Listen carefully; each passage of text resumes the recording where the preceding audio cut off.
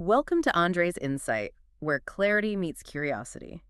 Today, we're embarking on a really fascinating journey. We're diving deep into something that touches every single one of our lives, often without us even noticing habits. We've gathered just a wealth of insights. We're talking cutting edge science, psychological frameworks, really practical guides, all focused on figuring out how habits are really formed, how we can effectively break the ones we don't want, and maybe most importantly, how we sustain those positive changes for good. That's absolutely right. And our mission today really is to distill the key stuff, the absolute essentials from all that material.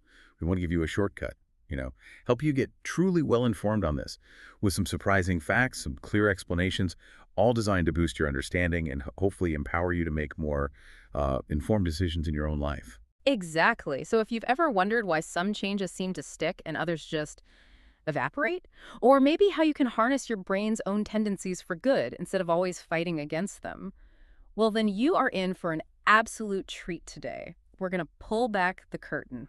Okay, let's dive in and unpack this. The foundations of habit, understanding our brain's automation system. So, to really get started, I think we need to define our terms, right?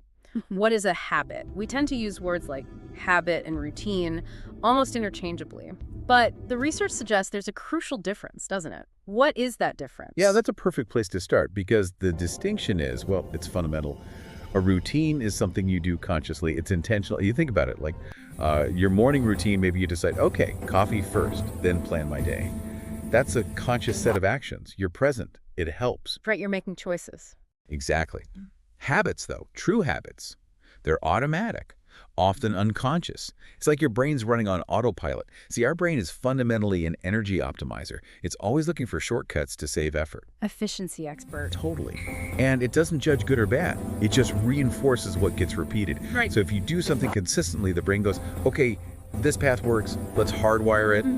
That's why habits form, even the ones that aren't great for us. It's just about efficiency. So it locks onto that repeated path, even if it's, say, reaching for cookies every afternoon. And that drive for efficiency, that leads us straight to this core idea, the habit loop. Sounds simple, but it seems incredibly powerful. Walk us through it. Absolutely. The habit loop, in its basic form, it's got three parts: a cue, a routine, and a reward. Think about some classic examples like toothpaste, Pepsodent, way back when. Its success wasn't just about cleaning teeth. It was about creating this craving for that minty, tingly feeling afterwards. Ah, the reward. Precisely. That feeling, that reward, made brushing automatic for millions. People started wanting that sensation. And that desire, that anticipation of the reward, that's what really drives the habit, makes the loop stick. So the cue triggers the action, hoping for that reward. Exactly. Or look at Febreze. Initially, it kind of struggled. Why? They marketed it to get rid of bad smells. But people with smelly homes often couldn't smell them. Nose blind, right? Right, no cue. No obvious cue, and no reward they actively craved. It only took off when they shifted. They realized people needed a cue after cleaning, like a finishing touch, and they craved the reward of a pleasant scent signaling job done. It's all about hooking into that cue, routine, reward cycle, and especially that craving for the reward. It's fascinating how much the anticipation drives it. And speaking of drive, dopamine plays a huge role here, doesn't it? Most of us think of it as just the pleasure chemical. You get a reward, you feel good. But it's more complex than that. Oh, much more. That's a common oversimplification. Dopamine isn't just about the pleasure after you get the reward. It's really about the anticipation, the motivation towards it. It's the engine, the gearing that drives action, keeps you motivated. It's crucial for memory, learning, mood. It's less like, more want. Ah, the wanting molecule. Exactly. And this is why focusing on the process is so critical, not just the final outcome. The research highlights that people who learn to appreciate the daily effort, the small steps, the consistency, they get a more stable, distributed dopamine release, not just a big hit at the end. So instead of that roller coaster feeling great only when you hit the goal, then crashing. Right. Valuing the daily grind means dopamine rewards the doing. It reinforces consistency, makes you more resilient. Think about writing a book. Don't just fixate on the finished thing. Celebrate showing up each day. That smaller, consistent dopamine hit for the process. It fuels motivation way better long term. It's about designing for sustainability. Building that internal reward system for the effort itself. Love that. Okay, so speaking of consistency and effort, there's this pervasive idea, this myth, really, about the 21 days rule. You hear it everywhere. Does it really take just 21 days to form a habit? What does the science actually say? Yeah, that's probably one of the biggest myths floating around. And no, it's absolutely not true. Our sources trace it back to, believe it or not, a plastic surgeon in the 1960s, Maxwell Maltz. He noticed his patients seemed to take at least 21 days to get used to a new look or an amputation. But it was an observation, not a habit formation study. Just an anecdote, really. Pretty much. Actual modern research paints a very different picture, much more realistic. One big study tracked 96 people trying to form new habits over 12 weeks, and the time it took for a behavior to become automatic, it varied enormously, hugely. How much variation are we talking? Well, the range was from just 18 days for some simple things, up to a whopping 254 days for others. Wow, 254 days. That's like 8 or 9 months. Exactly. The average landed around 66 days. So over 2 months on average for a habit to become automatic. That huge range, 18 to 254, with an average of 66. What does that tell us? It clearly means patience is key, right? Forget rigid timelines. Precisely. It hammers home the need for patience and persistence above all else. Forget magic numbers. And it speaks volumes about neuroplasticity. Our brain's amazing ability to rewire itself based on experience.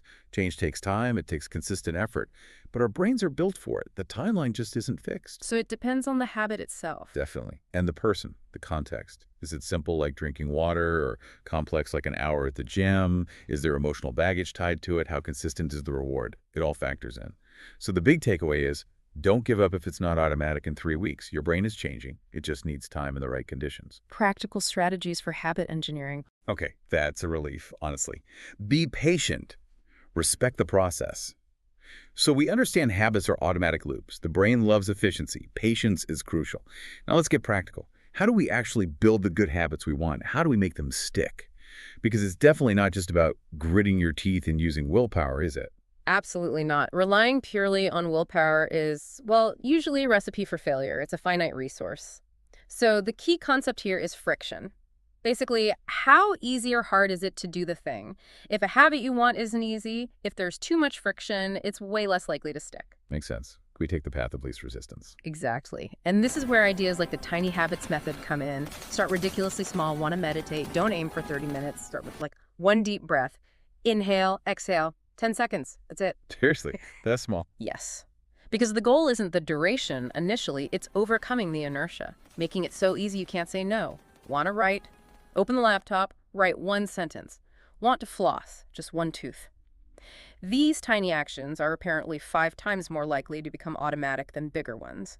You make it so easy that motivation, which, let's face it, is unreliable, becomes less of a factor. Your brain just goes, oh, that, sure, easy. I love that. Make the good habit almost impossible not to do. Yeah. And the flip side of that, I guess, is making the bad habits harder to do. Yeah. Increasing the friction there. Precisely. That's environmental design, and it's incredibly powerful. Way more effective than just relying on self-control. Maybe 3 times more effective, some research suggests. Think about the cookies. If they're on your desk, you'll eat more than if they're tucked away in a high cupboard, right? Even if you tell yourself you won't. Guilty as charged. Out of sight, out of mind. Mostly. Exactly. Reduce friction for good habits. Lay out your gym clothes. Put your running shoes by the door. Increase friction for bad habits. Take the batteries out of the TV remote. Hide your phone when you need to focus. Put junk food on the highest shelf. Small hurdles can make a big difference. They really can. Even default settings matter hugely. Like, organ donation countries where it's opt-out by default have way higher rates than opt-in countries. The default shapes behavior. You can also design your environment by associating places with tasks, like only do creative work in one specific spot, or always go to the library to write. Your brain learns, I'm in this place, time to do X. It automates the focus. It's about setting your world up for success. Designing your world. I like that. Okay, so environmental tweaks are huge. What else? How can we leverage routines we already have? Yes. Habit stacking. This is super effective. You anchor a new habit you want to build on to an existing one you already do automatically. The formula is simple. After I current habit, I will new habit. Okay, like piggybacking. Exactly. After I pour my morning coffee, I will meditate for 1 minute. Or after I take off my work shoes, I will change into my workout clothes. It uses the existing habit as the cue for the new one. Makes it feel like a natural sequence, not a separate chore. That's clever. It slots right into the existing flow. And then there's something called temptation bundling. That sounds intriguing. Maybe even fun. It can be.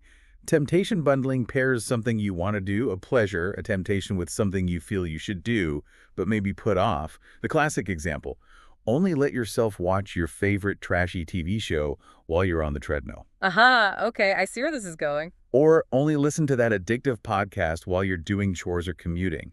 It links immediate gratification with the beneficial habit you're trying to build.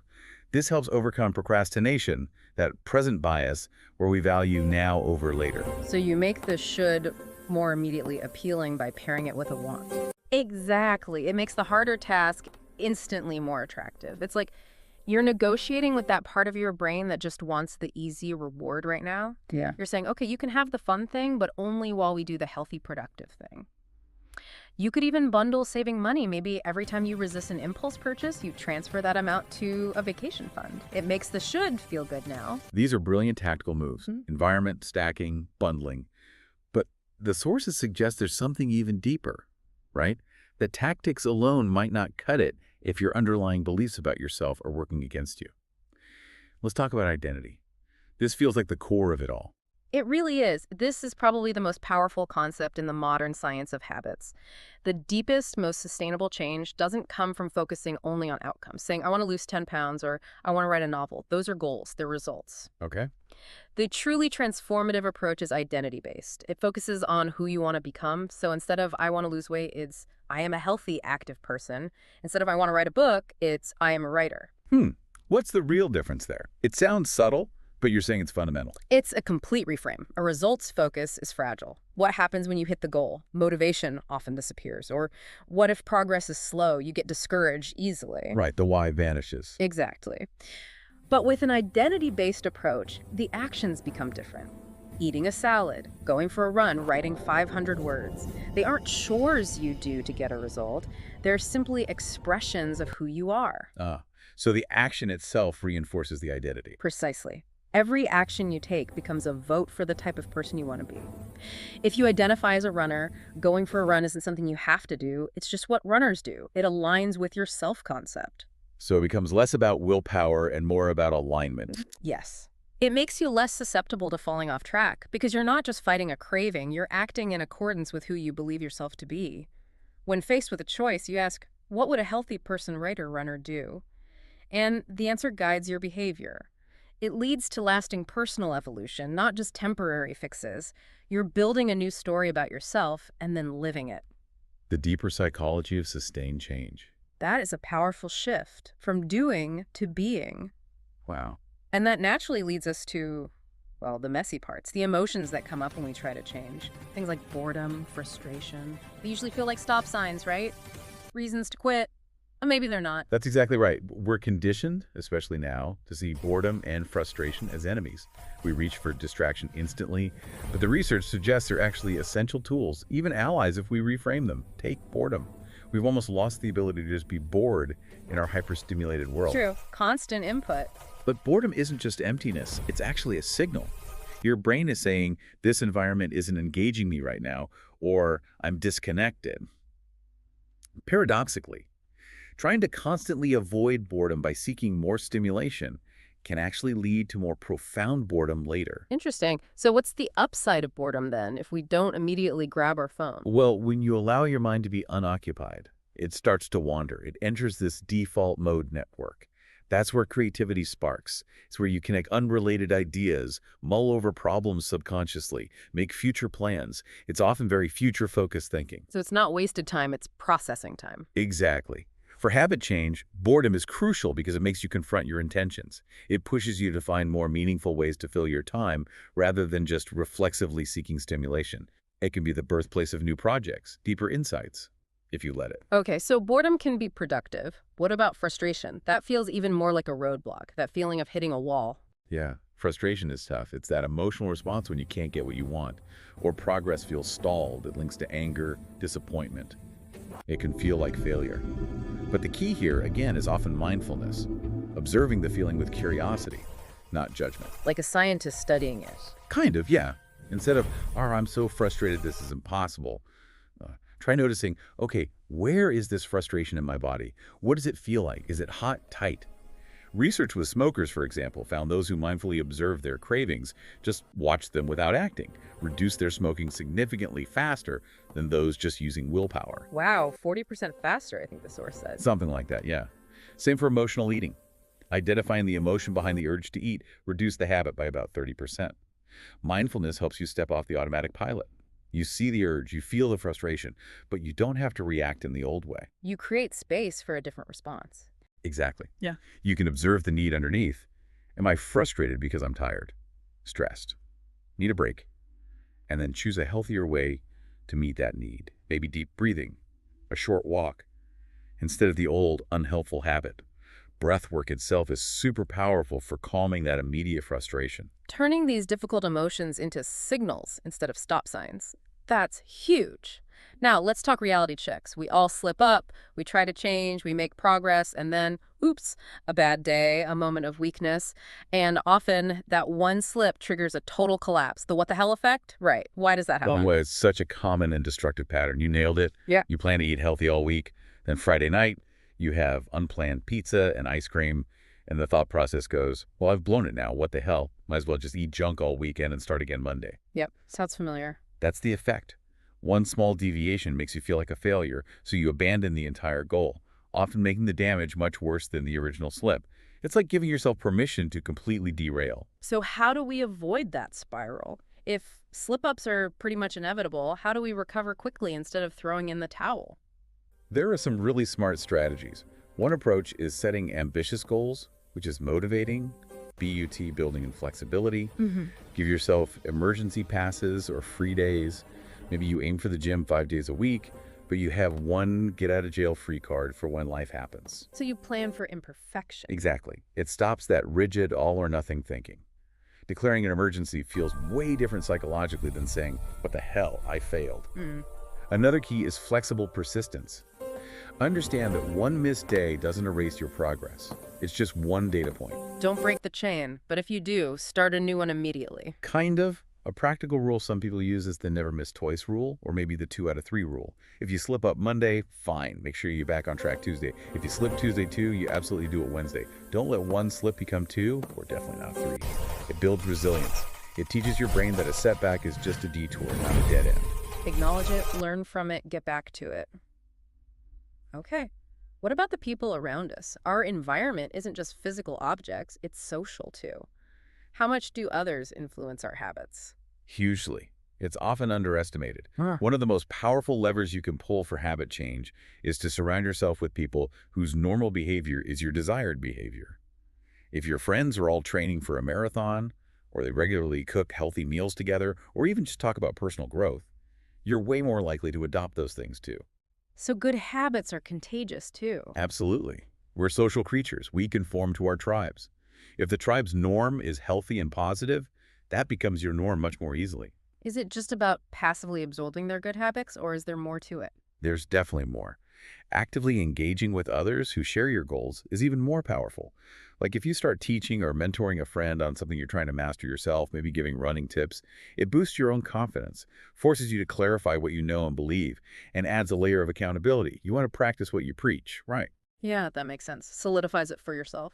And honestly, doing things with friends is just more fun. That enjoyment factor is massive for sticking with something long-term. It turns effort into connection. So community is key. Does this scale up beyond individual friends? How does this play out in teams Understanding or larger without groups trying to feeling change things? versus Absolutely. connecting with Shared authenticity. Purpose is vital for any kind of group or organizational change. And often it's the informal networks, the personal relationships and trust that drive change more effectively than top-down rules. The water cooler effect. Sort of, but more profound. It's about shared understanding, mutual respect, feeling psychologically safe to contribute and maybe even fail together. Integrating elements of play or shared positive experiences can also build the emotional resilience needed for a group to navigate change. Think about healthcare teams trying to implement better practices. It wasn't just new protocols. It was building trust, sharing stories, successes and failures, empowering everyone. When people feel connected to a shared mission and supported by their peers, that collective energy can achieve incredible things. It creates a culture where the desired change becomes the new normal. cultivating lasting change and resilience. That idea of collective energy and shared purpose is really inspiring. It takes it beyond just individual struggle. Okay, let's talk about keystone habits. These sound like a secret weapon. What exactly are they, and how do they create these big ripple effects? They really are like leverage points. Keystone habits are small changes or routines that, once established, trigger a cascade of other positive changes automatically, like a domino effect. They're foundational behaviors that naturally lead to other good habits without you having to consciously work on all of them. Give me some examples. Well, regular exercise is a classic one. Start exercising consistently, and you often find yourself naturally wanting to eat better, sleeping better, feeling less stressed, or just making your bed every morning. Sounds trivial, right? Yeah, my mom always told me to. Huh. Well, for many people, it provides a small sense of accomplishment first thing. It reinforces a feeling of order, which can subtly boost productivity and self-discipline throughout the day. These small wins build momentum and confidence. So they make other positive changes feel easier or more natural. Exactly. Think about visualization, like elite athletes do. Michael Phelps famously visualized his races in minute detail. That wasn't just about the swimming, it built discipline, focus, confidence, keystone mental habits that spilled over. Okay, so finding and focusing on a keystone habit could be a really efficient strategy. Now, willpower. We touched on this. It's finite, it's important, but maybe not the whole story. How does it fit in with long-term success? Willpower is definitely crucial. Research shows it's a strong predictor of success, sometimes more than IQ. But as we said, it's like a muscle, it gets fatigued. Every decision you make, every temptation you resist, it drains that battery a little bit. The cookie example again. Resisting the cookie drains power needed for a tougher task later. Precisely. If you spend all your willpower on small stuff early on, you have less in reserve when you really need it for bigger challenges or sticking to your most important goals. You become more likely to give in later. So if it's depletable, how do we protect it? How do we conserve that energy for what matters most? One really effective way is to transform mere routines into rituals. A ritual isn't just doing the same thing, it's an action infused with intention, with meaning, maybe even a bit of ceremony. Okay, how does that help willpower? By loading an action with meaning, you make it feel more significant, less like a chore you have to force yourself through. It bypasses the need for brute force willpower to some extent. For instance, if writing is your habit, maybe you always light a specific candle first, or play a certain type of music, or make tea in a special mug. Creating a little ceremony around it. Exactly. Or before exercising, repeating a personal mantra like, "This makes me stronger." It signals to your brain, okay, we're shifting into this important mode now. Rituals provide a sense of control, reduce anxiety, and connect the action to your deeper values. It turns a potentially draining task into a more meaningful, focused act, thereby conserving that precious willpower. Less struggle, more intention. I like that. Okay, we talked about slip-ups, but what about bigger failures? When things just really don't work out as planned, the sources suggest we could almost welcome failure. That sounds tough. It does sound counterintuitive, doesn't it?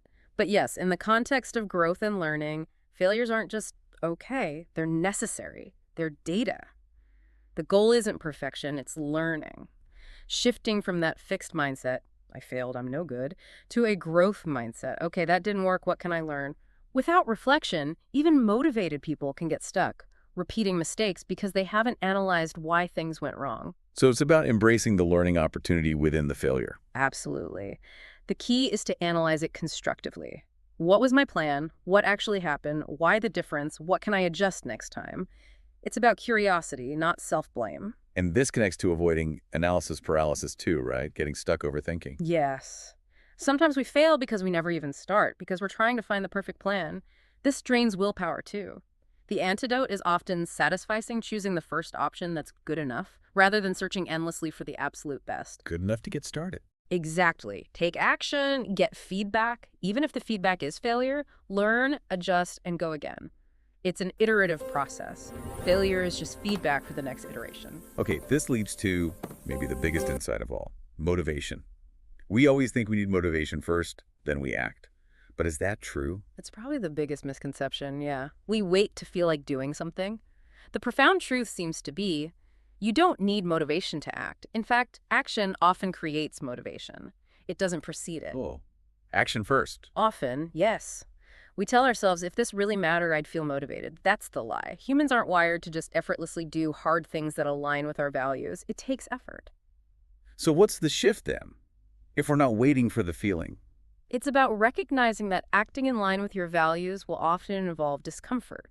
Laziness, fear, anxiety, boredom. These feelings are part of the deal. The key is learning to accept those feelings, make space for them, and act anyway. Act despite the discomfort, not waiting for it to vanish. Just notice the feeling, acknowledge it, and do the thing. Exactly. Observe it with that curious detachment we talked about. Let it be there, but don't let it drive the bus. You choose the action based on your values, not your temporary feelings. So for someone listening, wanting to put this into practice right now, what's the first step? Get clear on your values, what matters, who do you want to be, that's your compass. Then ask, what's the absolute smallest, simplest action I can take, like right now or very soon, to move even one tiny step closer to that value? Smallest step possible. Smallest step. Put on your running shoes, open the document, make the phone call, take one deep breath. That tiny act of starting, done consistently, is infinitely more powerful than waiting for some mythical wave of motivation. Action breeds motivation, which breeds more action. It's a virtuous cycle. And remember, your brain is an optimizer, not a judge. Understand the cues, design the rewards, make the small actions easy. You're halfway there. And believe you can change. That belief itself is a powerful vote. Wow. What an absolutely incredible deep dive into the science, the psychology, the reality of habits. We've seen how our brains automate things. We've got practical tools for building good habits and ditching bad ones. And we've explored that deeper level identity, handling tough emotions, the power of community. It's so much more than just trying harder. It really is. It's not just willpower. It's about smart design, flexibility, learning from setbacks, and even using boredom and frustration as fuel. It's about understanding how we work and then working with that system, not constantly fighting it. And it comes back to those small, consistent actions. Each one is like a vote, casting a ballot for the person you want to become. Eventually, you win the election. Beautifully put. So as you think about all this, here's something to ponder, a final thought. What single habit, no matter how tiny, could you intentionally design or maybe reframe in your life starting today? What small action could be your first vote for the person you truly aspire to be? Thank you so much for diving deep with us on Andre's Insight. We really hope this has brought you some clarity, sparked your curiosity, and given you some real tools to explore your own amazing potential for change.